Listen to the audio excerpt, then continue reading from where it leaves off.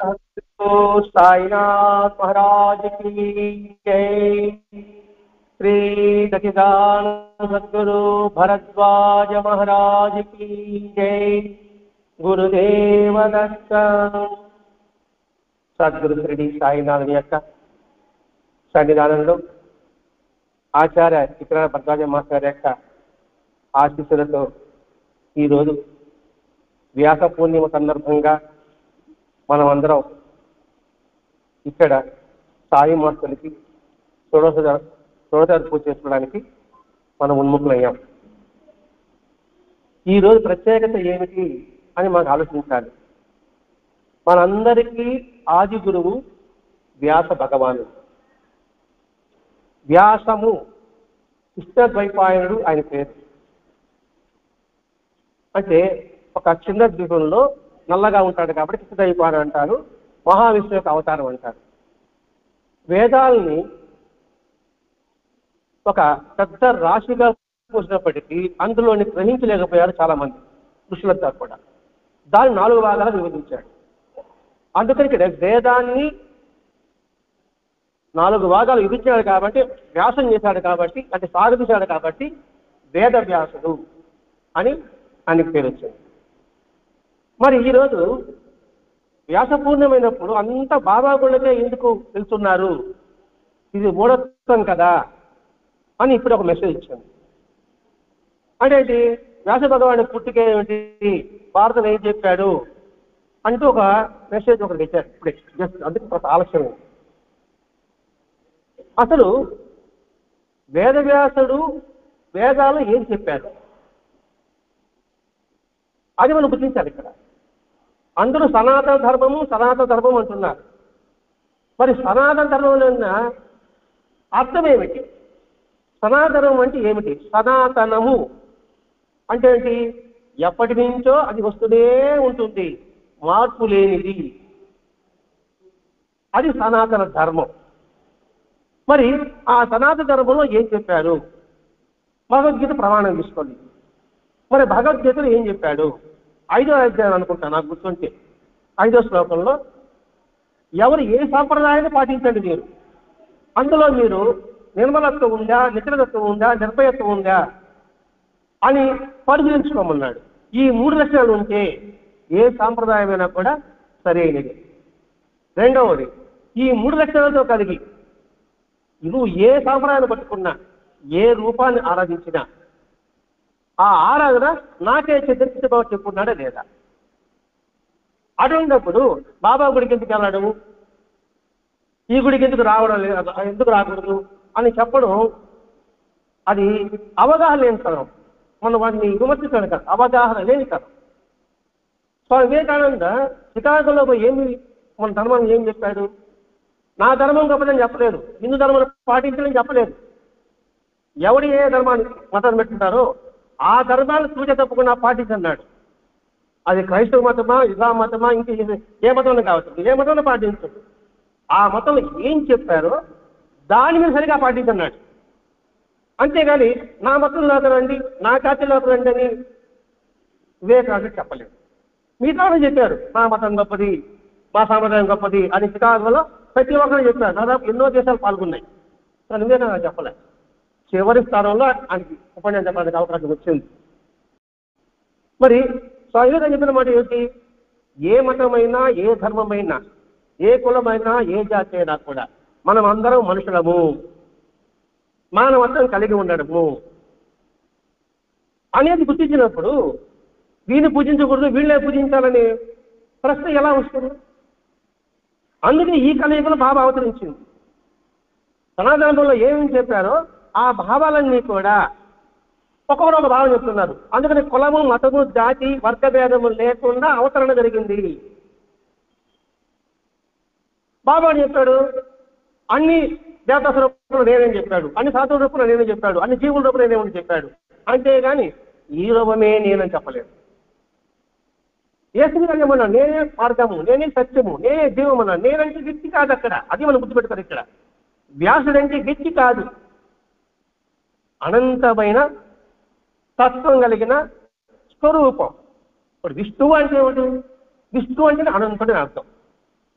అనంతుడు అంటే ఒక శరీరానికి పరిమితం కాదు కదా, ఒక రూపానికి పరిమితం కాదు కదా, ఒక గుణానికి పరిమితం కాదు కదా. అది మనం గుర్తించాలండి ఇక్కడ. వేదవ్యాసుడు వేదం అర్థం తెలియకపోతే ఏ విధంగా అయితే దాన్ని వ్యాపోచం చేసి చెందించి అందరికీ అందించాడో, ఆ అందించిన తర్వాత అర్థం కాకపోతే మన ఉపనిషత్తు వచ్చింది. ఒక్కొక్క ఉపనిషత్తు ఏం చెప్తుంది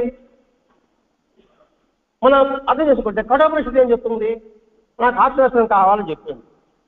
ఆ కఠోపనిషత్తులోనే అందరం కలిసి బుద్ధిద్దాం, అందరం కలిసి నివసిద్దాం, అందరం కలిసి నడుద్దామని కఠోపనిషత్తులు. మరి ఉపనిషత్తు అర్థం చేసుకునేవాడు బాబా గుడి పోకూడదు ఎందుకు ఎలా చెప్తాడు వాడు? అంతరన్న పదం వాడాడు అక్కడ. ఈశావాస్యంలో ఏం చెప్పారు? అదే దాంట్లో కూడా రుచికరమైన పదార్థం ఏదైనా సరే అందరూ పంచుకొని తినండి అని చెప్పాడు. ఉపనిషత్తులో వాక్యాలు ఇవన్నీ కూడా. మరి ఆ ఉపనిషత్తు చెప్పాడు రుచికరమైన ఏదైనా సరే పదార్థం ఒకటే కాదు, విషయ జ్ఞానం కూడా, పరిజ్ఞానం కూడా అందరికీ పంచుకోండి అని చెప్పాడు. మరి అవన్నీ ఒక పాటన పెట్టేసి ఈయన బాబాను పూజిస్తారు, బాబా గుళ్ళు ఓడిపోతున్నారు, గురుకు నుంచి వైష్ణవాళ్ళకి రావడం లేదు అనే పద్ధతి మెసేజ్ ఒక ఆయన పెట్టాడు రాజమండ్రి నుంచి. అంటే అవగాహన లేని చదవం, మనకి అవగాహన కల్పిస్తున్నాడు బాబా. దేని గురించి? ధర్మం గురించి. ఏ అవగాహన కల్పిస్తున్నాడు? బాబా కూడా వ్యాపోచం కల్పించాడు. ఒక్కొక్క ధర్మంలో ఏముంటుంది, ఏ విధానం ఉంటుంది అని మనకు అర్థమైన రీతిలో అనుభవపూర్వకంగా మనకు అందించాడు. అందుకని మనకి ఆయన వ్యాసుడు. ఇక్కడ వ్యాసుడు అంటే రూపం కాదు, మన అద్భుతం కొట్టుకోనండి. వ్యాసుడు అంటే రూపం కాదు. వేదాలు వ్యాసోచించాలని వేదవ్యాసుడు అన్నారు. ఆయన పేరు ద్వైపాయనుడు. అలాగే బాబా ఏం చేశాడు? మన ధర్మం, మన సత్యం ఏదైతే ఉందో అది అందరికీ విపులంగా అందించడం కోసం ఆయన వచ్చాడు. కాబట్టి ఆయన మనకు గురువు అయినాడు, అందరికీ గురువు అయినాడు. కానీ ఒక గురువుని రోజు ఆయన నన్ను పూజించమని చెప్పాడా? 1908 నాకు గుర్తుంటే ఆ రోజు చెప్పాడు స్తంభాన్ని పూజించుకున్నాడు.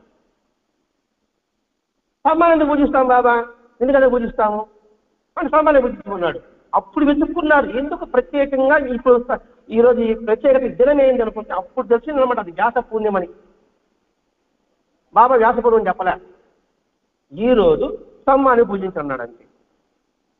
అంటే ఎందుకు పడితే అప్పుడు వెతుక్కుంటే వ్యాస పూర్ణిమ అని తెలుస్తుంది అనమాట. మరి స్తంభాన్ని పూజించమన్నాడు. మన ఇల్లు నిలబడడానికి మూలాధారం ఏమిటి? స్తంభాలే. గురువు కూడా మన ధర్మం నిలబడి కోసంగా ఆయన స్తంభం లాంటి వాడు. ఈ స్తంభం అనే పదమే ఇస్లాంలో కుతుబ్ అని అంటారు వాడు, అంటే ధర్మ స్తంభం అని అంటారు. ఇస్లాంలో కూడా ఇవన్నీ ఉంటుందండి, ఒక మతం సంబంధం ఉండదు. ప్రతి ఒక్క మతంలో కూడా అన్ని సాంప్రదాయాలు కాకపోతే భాష వేరు, యాస వేరు, దేశం వేరు. ఒక్క దేశంలో ఒక్కొక్క ప్రాంతంలో ఒక విధంగా ఉంటుంది అన్నమాట. వాళ్ళ ఆచార ప్రకారంగా అనుసరించుకుంటారు సార్ ధర్మాన్ని. ధర్మం అంటే సనాతనం అనేది ఎప్పటికీ మారదు, ఎన్ని యుగాలైనా మారదు. కాకపోతే కాల పరిస్థితుల వల్ల, వాతావరణ పరిస్థితుల వల్ల ధర్మ విధానం మారుతుంది.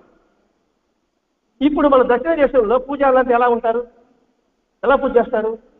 పైన గుడ్డ పెట్టుకోరు, గుడ్డ కట్టుకుంటారు. ఇక్కడ ఇవి చేయాలి. అదే నాటులో వినాం అనుకోండి, బద్రీనాథ్కి కేదార్నాథ్కి వినాం అనుకోండి, వాళ్ళు షటర్లు వేసుకుంటారు, వాళ్ళకి బాగా పూజ చోటు వేసుకుంటారు, పూజ చేస్తారు. మన ఆయన పోయి మీరే పూజ చేయాలంటే వాళ్ళు ఇక్కడికి వచ్చి మీరేం పూజ చేయాలంటే ధర్మం అది. ఆ దేశ కాలపట్లో ఆ పరిస్థితుల వల్ల అట్లా వస్త్రదాటి వేసుకోవాలి. ఇక్కడ అట్లా వేసుకుంటే మనకు పొసగదు. కానీ సనాతనం అనేది మాత్రం యుగాల మారిన మారదు. ఇప్పుడు సర్వే జనా సుఖినో భవంతు, లోకా సమస్త సుఖినో భవంతు అనే పదం ఎప్పటిది? బాబా ఉన్నప్పుడుగా, రామాయణం ఉన్నప్పుడుగా, భారతం ఉన్నప్పుడుగా? ఎప్పుడో కొత్తయుగం నుంచి ఈ మాట వస్తూనే ఉందా లేదా? సర్వే జనా సుఖినో భవంతు, లోక సమస్త సుఖినో భవంతు, ఈ రెండు మర్చిపోవడం వల్లనే మనిషికి మనిషికి మధ్య తేడా వస్తుంది. ఒకవేళ మనిషికి మనిషికి పక్కడున్న మనిషిలో మనసులకు బట్టి తేడా వస్తాం. మనుషులు ఒకటేగానే ఉంటాం, కానీ మనుషులు తేడా వస్తాం. ఈ రెండు ఎవరైతే గుర్తుపెట్టుకుంటారో, ఇది సర్వేజన శీఘ్రభవంతు లోక సమత శీఘ్రమని ఎవరు గుర్తుపెట్టుకుంటారో ఎటువంటి విమర్శలు ఉండవు. అందరూ బాగుండాలి, అన్ని లోకాలు బాగుండాలి. మా భూలోకమే బాగుండదు కాదు, అన్ని లోకాలు బాగుండాలి. అదే ఒక గుడికాడ పోయి కుడి స్తంభం దగ్గర దర్శనం దగ్గర అందరూ రూపాయి నిలబెడుతున్నారట, పడిపోతా ఉన్నారు. ఒక పాప మాత్రం దెబ్బగా పోయి ఆ నిలబెట్టిందంట, టక్కు నిలబడిందంట. అంటే ఏ కోరిక కోరుకుంటే ఆ నిలబెడితే ఆ కోరిక నెరవేరుతుందని అదొక నమ్మకం అనుకుందాం. అందరూ పెడతారు, పడిపోతూనే ఉండాలి. ఈ బాబు వెంటనే పెట్టింది, టక్కు నిలబడింది. నువ్వేం కోరుకున్నామని, నేను అందరూ బాగుండాలని కోరుకున్నాను. మిగతా ఏం కోరుకుంటారు, నాకు ఇల్లు కావాలి, పెళ్లి కావాలి, నేనే బాగుండాలి, నా కుటుంబం బాగుండాలి, ఇదే అనుకుని ఉంటారు. ఆ బాబు ఏం చేసింది, అందరూ బాగుండాలనుకున్నాం, టక్కుని నిలబడింది. అది మన సనాతన ధర్మం. మన సనాతనం అంటే అందరూ బాగుండాలి, అందులో నేను ఉండాలి. ఎందుకంటే ఇప్పుడు ఇక్కడ ప్రసాదం పెట్టారు అనుకోండి, నేను పెట్టి అడగాలన్నా అందరూ పెట్టి ఆ పెట్టుకుంటే వచ్చి నా చేతికి అందుతుంది కదా, నేను డబ్బులు నాకు ప్రసాదం పెట్టమంటే ఏంటి? ఇవన్నీ మన ధర్మం, ధర్మ సూక్ష్మని బాబా తెలియజేస్తున్నాడండి. ఇప్పుడు బాబా మన రామాయణము, మహాభారతము, భాగవతము, బైబిలు, ఖురాను, అలాగే సిక్కు అన్ని మతాల సారాన్ని బాగా సాగదీసి సులభంగా మనకు అందిస్తున్నాడు. ఆంజనేయం ఏముంటుంది, అందులోనే అన్నీ ఉంటాయి, అన్ని సాంప్రదాయాలు అందులోనే ఉంటాయి, అన్ని విధానాలు అందులోనే ఉంటాయి. ఎప్పుడైతే ఆ భావం నిలబడుతుందో మనసు నిశ్చలమవుతుంది, మనసు నిర్మలత్వం అవుతుంది, మనసు నిర్భయత్వం. ఎందుకు భయం? భయం అవసరం లేదు. ఎట్లంటే నేను రోజు 4 గుడికి పోతా, వినాయకుడి గుడి, ఆ తర్వాత ఆంజనేయ స్వామి గుడి, అది ఈశ్వరుడి గుడి, వెంకటేశ్వర స్వామి గుడి, చెంగాళమ్మ గుడి, 10 తొందర 5 ఏళ్ళ బస్ ప్రయాణం. వినాయకుడి గుడికి ఇప్పుడు అవసరం పెట్టిపోయినా భయంగా ఉంటాం. అయ్యో చెంగాళమ్మకు పోలేదే, ఆమె ఏమనుకుంటాం మేము, వెంకటేశ్వర చూడలేదే, ఆయన ఏమనుకుంటాడు అనుకునేవాడు దేవుడు ఎట్లా ఉంటాడు. అలాగే బాబేడు సకల దేవతాసురభం నేనే, కృష్ణుడు చెప్పాడు కదండి. ఈ విశ్వమంతా నేనే అన్నప్పుడు, ఈ విశ్వంలో ఎవరు చూసినా ఆయన అన్న కృష్ణుడు చెప్పినప్పుడు అది మనకు అర్థం కాదు కదా. కాబట్టి మా బాబులకు అందరికీ నిరూపణ చేశాడు. అప్పుడు ఎవరిని తక్కువ ఎవరిని ఎక్కువ అంటాం మనం? ఎక్కువ తక్కువ తేడాలు లేని తరమే బాబా యొక్క విధానం. వ్యాస భగవానుడు భారతంలో ఎప్పుడు ఎవరికి కష్టం వచ్చినా వ్యాసుడు వచ్చేవాడు, వచ్చి దాని సమస్య పరిష్కారం చేసేవాడు. మరి సాయినాథుడు ఎవరికి ఏ కష్టం వచ్చినా తన కష్టంగానే భావించాడు లేదా? గాంధారి వెంటనే చేసింది, ద్రౌపదికి వెంటనే సంతానం కలిగేటప్పటికీ అయ్యో అంతా చెప్పి తను గుద్దుకున్నాడు. గుద్దుకుంటే అటువంటి మొక్కలైపోయింది. అప్పుడు ఉరికిచ్చాడు వ్యాసభగవానుడు, వచ్చి దాన్ని సంరక్షించాడు. అట్లాగే లంకాదహనంలో ఉన్నప్పుడు అప్పుడు వచ్చాడు, వాళ్ళు కాపాడాడు. ద్రౌపదికి 5 మంది భర్తలు ఎలా అంటే సందేహ భర్త అంటే ద్రౌపదుడు అప్పుడు వచ్చాడు, అప్పుడు దానికి నివారణ చేశాడు. అంటే ఏమిటి? ఎవరికి ఏ సమస్య వచ్చినా, ఏ ప్రశ్న సందేహం వచ్చినా వ్యాసభగవానుడు ఏ విధంగా వచ్చాడో షిరిడి సాయినాథుడు కూడా ఆ విధంగానే వచ్చాడు. ఎందుకంటే ఆ నిలువ తెలుసుకోకుండా ఆయన సాయిబను, ఆయన పూజించకూడదను అని చెప్పడం ఎంతటి అవివేకం అది. అందుకే సద్గుశాస్త్రంగా చూడండి, ఎవడు కష్టపడి పరిగిస్తానని. మరి అటువంటి ఆయన్ని ఆరాధించకుండా ఉండడం ఎంత పొరపాటు అనేది గ్రహించాలి. ఎందుకంటే మన మనసు తెలియాలి కదండి. ఇప్పుడు నాకు మెసేజ్ ఇచ్చింది, మీకు వచ్చేటటువంటి మీకు అనుమానం వస్తుంది, అందరికీ అనుమానం ఇదే నిజమే కదా అనిపిస్తుంది. తెలుసుకోవాలని ఆలోచన ఉండదు ఎవరికి. ఎందుకంటే ఈ వాట్సాప్ వచ్చినప్పటికీ ఇదే సత్యం వెంటనే ఫార్వర్డ్ చేస్తాను, అది నిజమా అవునా కాదా అని ఎవరు ఎంతమంది ఆలోచిస్తున్నారో చెప్పండి. లేకపోతే వాట్సాప్ వెంటనే ఫార్వర్డ్, అది ఏం చెప్పాడో తెలియదు. అందుకనే భరద్వాజ మాస్టర్ గారు వచ్చేది, ప్రతి ఒక్కటి ఆలోచించండి, గుడ్డిగా దేని నమ్మవద్దు. అలా నమ్మితే అసలు సాంప్రదాయాన్ని విస్మరించిన వాళ్ళు అవుతారు అని భరద్వాజ మాస్టర్ చెప్తారు. కాబట్టి ఇక్కడ మనం గుర్తుకొచ్చింది వ్యాస పూర్ణిమ అంటే వ్యాసుల్లో ఏ తత్వం అయితే ఉందో ఆ తత్వం ఎవరిలో ఉన్నా వారందరూ వ్యాసుడి యొక్క స్వరూపాలే. నువ్వు ఏ గురువుని ఆరాధిస్తావో ఆ గురువును వ్యాస భగవాన్ని దర్శించు. ఇప్పుడు మనం బాబాను ఆరాధిస్తున్నాం, బాబాలో వ్యాస భగవాన్ని ఆరాధించు. అన్ని రూపాలు ఆయనవే అనే భావన కలిగి ఉండు. ఒక రూపం నా మనసు స్థిరపడకపోవచ్చు కాక నాకు ఈ రూపం స్థిరపడుతుంది. నీకు ఏ రూపం స్థిరపడుతుందో, ఏ రూపం నీ మనసులో ముద్రపడుతుందో ఆ రూపానే ధ్యానించన్నాడు కృష్ణ భగవానుడు. అంతేగాని ఈ ఒక్క రూపమే పూజించండి, ఈ ఒక్క సాంప్రదాయం పాటించండి భగవద్గీత ఎక్కడా చెప్పి ఉండదు. ఆ విధానం మనకి సాయి తత్వంలో మనకు కనిపిస్తుంది. మన వరకు అనుకుందాం. బాబా చరిత్ర చదవక ముందు, ఈ సత్సంగము పట్ల అవగాహన లేకముందు మనం ఎలా ఉన్నాం, ఎవరికి వాడు తీసుకుంటాం. బాబాతో అంటుకోండి, కృష్ణ భక్తులు ఉండొచ్చు, రామభక్తులు ఉండొచ్చు, ఎవరు ఉండొచ్చు కాక సాయి చరిత్ర చదవక ముందు, సాయితో పట్ల అవగాహన లేక ముందు, సత్సంగం పట్ల గౌరవం అవగాహన లేనప్పుడు మన ఆలోచన ఎలా ఉంది. ఇప్పుడు సాయి చరిత్ర పట్ల అవగాహన చేసుకుని సత్సంగం పట్ల అవగాహన ఉన్నప్పుడు మన భావాలు ఎలా ఉన్నాయి అంటే ఏంటి, పాత భావాల నుంచి కొత్త భావాలుగా వ్యాకోచింది, అంటే ఉన్నతమైన భావాలుగా వ్యాకోచి చెందిందా లేదా. చిన్న చిన్న చెప్పుకుందాం, పెద్ద మనకి పెద్ద మాట్లాడవద్దు. ఇంతకు ముందు మా ధర్మపత్రికి మా విషయం చెప్తాను. బ్రహ్మాండంగా మల్లెపూలు రోజాపూలు ఉంటే గబగబా తీసుకుని మా ధర్మపత్రికి ఇచ్చేవాళ్ళు. సాయంత్రం వచ్చిన తర్వాత ఏమిస్తాము, ఆ మల్లెపూలని ఆ రాజోపవాళ్ళని బాబాకు పెట్టి బాబా ప్రసాదంగా అనిపిస్తున్నాం. తేడా ఉందా లేదా? అది ఎంత పెట్టినది? ప్రతి ఒక్కటి భగవత్ ప్రసాద భావన మన హృదయంలో వెలుగుతుందా లేదా? అది మన సనాతన ధర్మం చెప్పింది కూడా. అది ప్రతి ఒక్కటి కూడా నువ్వు అనుభవించి ఏదైనా అనుభవించు కాక ఇది భగవంతుని ప్రసాదం అనే భావనతో అనుభవించు. ఆ విధానం బాబా నుంచి తెలియజేస్తున్నాడు. మరి మన మనసులో భావాలు ఆలోచనలు కొంచెం సంకుచితంగా ఉన్నాయి, ఇప్పుడు విశాలత్వమైంది. మరి విశాలత్వమైనప్పుడు వ్యాస భగవానుడు ఏది వేదాన్ని విశాలం చేశాడో మన యొక్క భావాన్ని, మన ఆలోచనని బాబా యొక్క తత్వం విశాలత్వం చేసింది. ఇది చెప్పాడండి బాబా సమానుభూతిని చెప్పడం ఉద్దేశం. అది ఈ వివరణంతా కూడా భరద్వాజ మాస్టర్ మనకు అందించారు. అందుకని ఆయన 10 రూపాయలు మనం పెట్టుకున్నాను ఇక్కడ.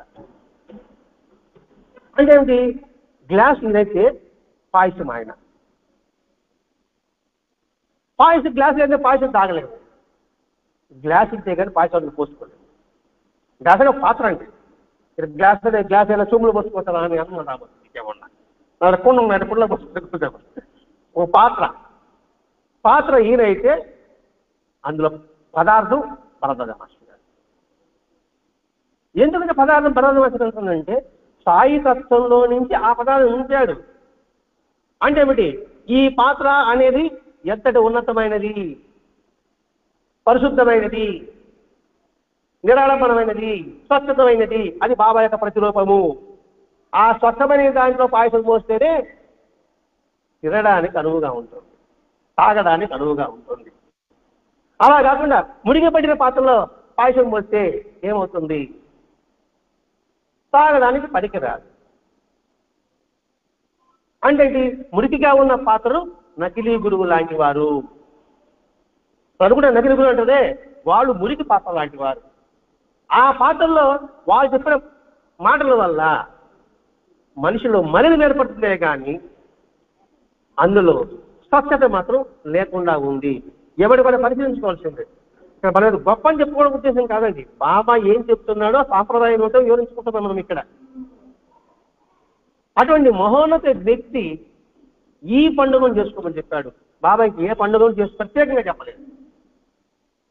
ఎందుకు ప్రత్యేకంగా చేసపడని చెప్పాడంటే గురువు యొక్క తత్వం మీద మనకు బోధపడుతుంది. అసలైన గురువు ఎలా ఉంటాడో మనకు తెలియజేయబడుతుంది. అటనుకుంటే వ్యాస భగవానుడు పుట్టుకేంటి, ఆలోచించండి. జాస్వాడ్ ఏ పుట్టుక అని ఆలోచన మనకి అర్థమవుతుంది. ఎక్కడి నుంచి పుట్టాడు ఆయన? మనం మామూలుగా పుట్టలేదు. మరి ఆయన గౌరవిస్తున్నామా లేదా? వాల్మీకి పుట్టుకేంటి? ఆయన కులం ఏమిటి? ఆయన జాతి ఏంటి? మరి ఆయన పూజిస్తున్నావు లేదా? అంటే ఆయన కులం పట్టింపు రాలా, జాతి పట్టింపు రాలా, ఆయన సుగుణమే పట్టింపు వచ్చింది. అలాగే బాబా యొక్క రూపంతో నీకు పని లేదు, ఆయన వేషంతో నీకు పని లేదు, ఆయన యొక్క భావము ఆలోచనలు మనకి పని. అది మనకి గుర్తుపెట్టుకోవాలి. ఇక్కడ ఈ భావన ఎప్పుడైతే మనకు గుర్తుందో ఎవరి పట్ల ద్వేషం అనేది ఉండదు. అందరి పట్ల ఆప్యాయత, అనురాగ, ప్రేమలే ఉంటుంది. ఆప్యాయత ప్రేమ ఉంటుంది, మనవారు అనుకున్నప్పుడు ఉంటుంది, మనవారు కాదనుకున్నప్పుడు ఉండదు. బాబాయేశాడు అందరూ మనవారే. చిన్న చీమ మొదలుకొని పెద్ద పావని పండితుడి వరకు అందరూ ఆయన వారే, అందరూ ఆయన సంతతి వారే. ఈ భావానే కదా మన పెద్దలు ఏం చెప్పారండి, వసుదైక కుటుంబం అన్నారు. గుర్తుపెట్టుకోండి, వసుదైక కుటుంబం అంటే అర్థం ఏంటి? ఈ భూమి యొక్క పిల్లలు మనం.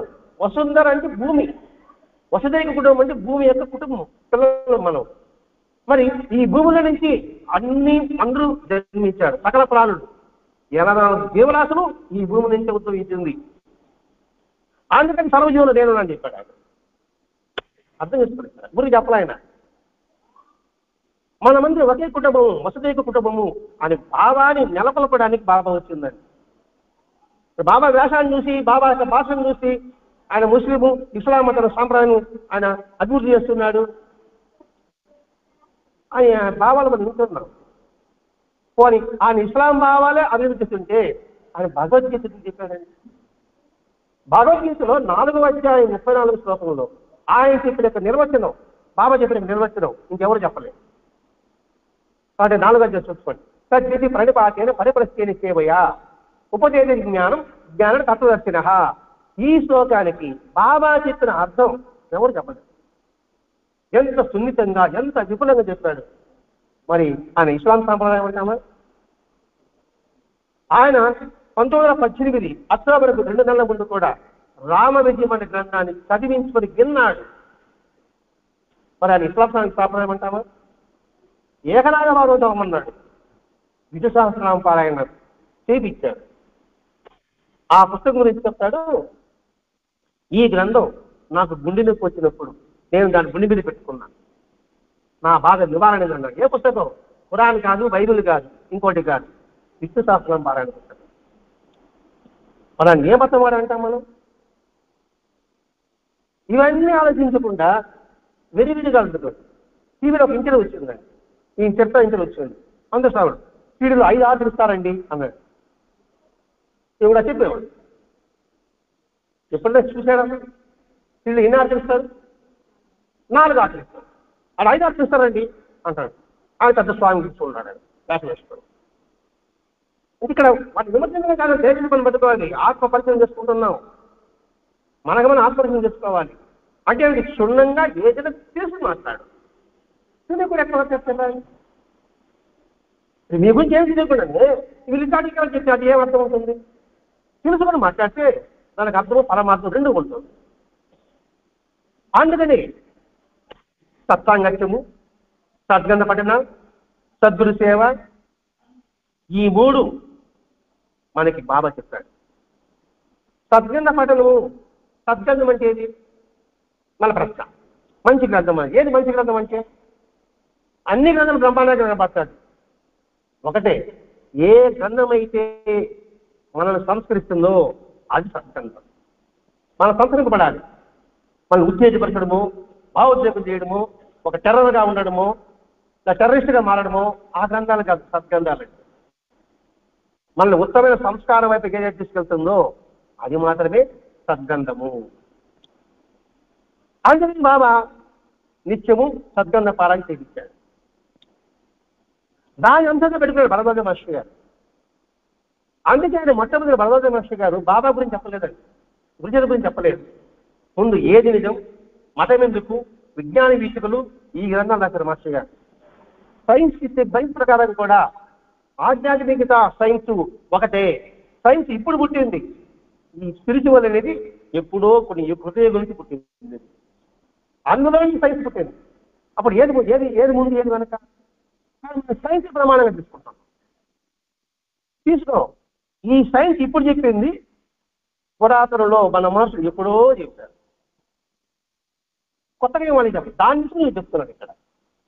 అందుకని మాస్టర్ గారు ఆ 3 గ్రంథాలు ముందు రాశారు. ఆ తర్వాత వాటి యొక్క భావములను అర్థం కావడం కోసంగా 1963 ఫిబ్రవరి 9వ తారీఖున షిరిడీకి వెళ్ళిన తర్వాత ఆయన 5 గంటల సేపు ఒక విశ్వ చైతన్యాన్ని పొందిన తర్వాత ఈ యుగానికి ఈయనే సరైన వాడు. కాబట్టి ఈయన మార్గంలో ఎవరైతే ప్రయాణిస్తారు, ఈయన మార్గం అంటే బాబా మార్గం అని కాదండి, అన్ని మతాల సాంప్రదాయాల సమూహ స్వరూపం బాబా. అన్ని మతాల సాంప్రదాయాల స్వరూపం బాబా. అంటే ఒక అద్భుతమైన స్పెషల్ బాధ నాకు ఇవ్వాలనుకున్నాం, లేకపోతే మిక్చర్ అనుకున్నాం. అంటే అది అన్ని చూసేటువంటి విడివిడిగా ఉంటే తినడానికి రుచి అనిపించదు, అదే మిక్చర్ అయితే రుచిగా అనిపిస్తుంది. ఆ తత్వం బాబా యొక్క. అందుకని ఇక్కడ బాబా యొక్క రూపము కాదు, బాబా యొక్క తత్వాన్ని మనం ఆరాధించాలి. ఇక్కడ బాబాను పూజించండి, మాస్టర్ని పూజించండి, రాముని పూజించండి, కృష్ణుని పూజించండి చెప్పలేదు. కృష్ణుడి యొక్క తత్వాన్ని పూజించండి, రాముడి యొక్క తత్వాన్ని పూజించండి. రాముడు మానవుడిగా అవతరించిన కారణం ఏమిటి? మానవుడు ఎలా ఉండదు తెలియజేయబడిందో రాముడు వచ్చింది. మా శత్రుడు అండి అంటున్నారు. అలా కృష్ణుడిని కూడా మా యాదవుడు అని అంటున్నారు. అంటే మిగతా వాళ్ళు చదివించాల్సిన అవసరం ఉందా లేదా? అంటే ఇటువంటి వక్ర ధోరణి నుంచి బయటపడేస్తున్నాడు భరద్వాజ మాస్టర్ గారు. ఆలోచనను పెంపొందించుకోండి అని చెప్పడం ఉద్దేశం. అందుకే ఈ వ్యాసపురంలో అద్భుతమైన విధానం ఉందండి. వ్యాసము అంటే వ్యాసోచము అంటే విశాలత్వము కలిగి ఉండు. ఆ కలిగి ఉండే పౌర్ణమే విశాలత్వ పౌర్ణమి. బహుళ పాడ్యం నుండి చంద్రుడు చిన్నదిగా ఉంటాడు, అంటే బహుళ పాడ్యమే కదా. అక్కడి నుంచి మెల్లమెల్లగా వస్తాడు. శుద్ధ సత్వరూపైన 16 కళలతో వెలుగుతుంటాడు. అంటే ఏంటి? అజ్ఞానంలో చిన్నది వ్యాకోచం చెందిందా లేదా? ఆ వ్యాకోచ స్వరూపమే షిరిడీ సాయినాథుడు. అలాగే మన మనసు కూడా వ్యాకోచించే మనం అందరం కూడా షిరిడీ సాయి తత్వంలో ఇవ్వబడిన వాళ్ళం అవుతాము. లేకపోతే రాముడి తత్వాన్ని మనం వ్యాకోచం చేసుకోగలిగితే మనము ఇక్కడ రూపం కాదు. కలగూడి వెంకయ్య స్వామి, మీరు పేరు ఇక్కడే ఉంటారు, స్వామి చూసిన వాళ్ళు కూడా కొంతమంది ఉండొచ్చేమో. ఆయన ఒకటే మాట్లాడు, రాముడి వేషం కట్టింది నేనే, కృష్ణుడి వేషం కట్టింది నేనే అన్నాడు ఆయన. అంటే ఏమి అర్థం ఏమిటి? ఆ గుణాలు కలిగి ఉంది నేనే, ఆ గుణాలు ఇప్పుడు ఉంది నాలోనే. ఏది రాముడో ఏది కృష్ణుడో అదే రామకృష్ణుడు అన్నాడు గదాధరుడు. రామకృష్ణ పరమహంస పూర్వ పేరేంటి? గదాధరుడు. అంటే ఏంటి? ఎవరు రాముడు ఎవరు కృష్ణుడో వాడే రామకృష్ణ పరమహంస అన్నాడు. మరి అక్కడ రామకృష్ణ పరమహంస కూడా అన్ని మతాలను సమపాయించాడండి. రామకృష్ణ పరమహంస కూడా మరి వాళ్ళకన్నా గొప్పవాళ్ళమా ఇప్పుడు మనం విమర్శించేవాళ్ళు? రామకృష్ణ కూడా గొప్పవాళ్ళం మనం ఏమన్నా? ఆయన బైబిల్ యేసుకి దర్శనమైంది, ఖురాన్ ప్రవక్త దర్శనమైంది, అది ఆయన చెప్పిన మాటే. రామకృష్ణ కథామృతం చెప్తే స్వయంగా ఆయన చెప్పిన పలుకులే. వాళ్ళకన్నా గొప్పవాళ్ళం ఇప్పుడు నేను విమర్శించే వాళ్ళందరూ కూడా సనాతన ధర్మం అంటారు, హిందూ ధర్మం అంటారు, ఇంకొక క్రైస్తవ ధర్మం అంటారు, ముస్లిం ధర్మం అంటారు. ధర్మం ఏంది? అంతా ఒకటే. అన్నాన్ని మట్టి పాత్రలో వండినా, తీడి పాత్రలో వండినా, కుక్కర్లో వండినా ప్రాసెస్ ఒకటేనా వేరే వేరేగా ఉంటుందా? ప్రాసెస్ అంతా ఒకటే. బియ్యం నానబెట్టాల్సిందే కదా, పక్క ఇది పెట్టుకుంటాం ప్రాసెస్. బియ్యం నానబెట్టాల్సిందే. కుక్కర్ వచ్చింది కాబట్టి ఎదురు నాకు చెప్తాను, ఎదురు చెప్పలేను కదా, కుక్కర్ వచ్చేసింది కదా.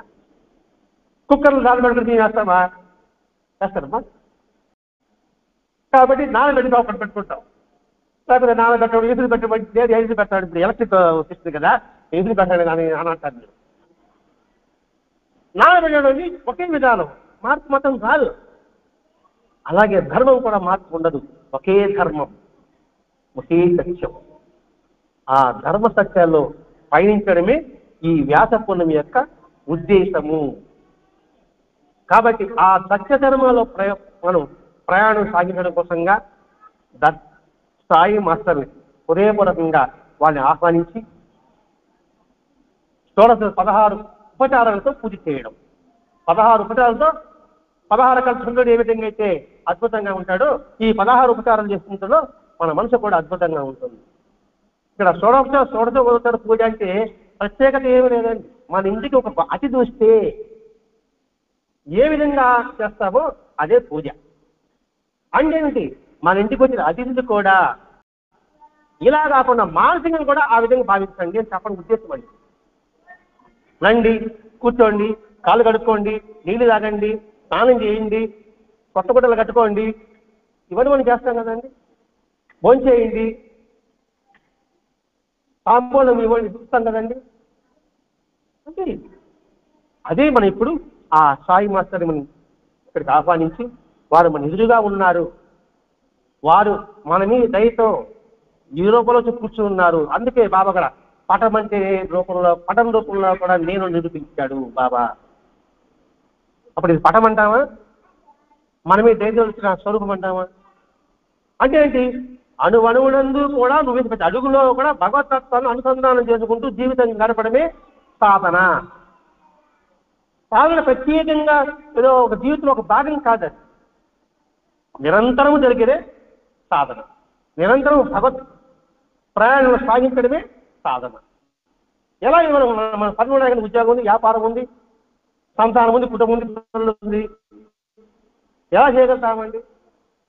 ఇదే ప్రశ్న. ఆనంద చింతనతో అన్నాం యోగక్షేమని మహామహిమ నేను కృష్ణుడు చెప్పాడు కదా, నాకు శ్లోకాలు రాదని చింతన చెప్తాను.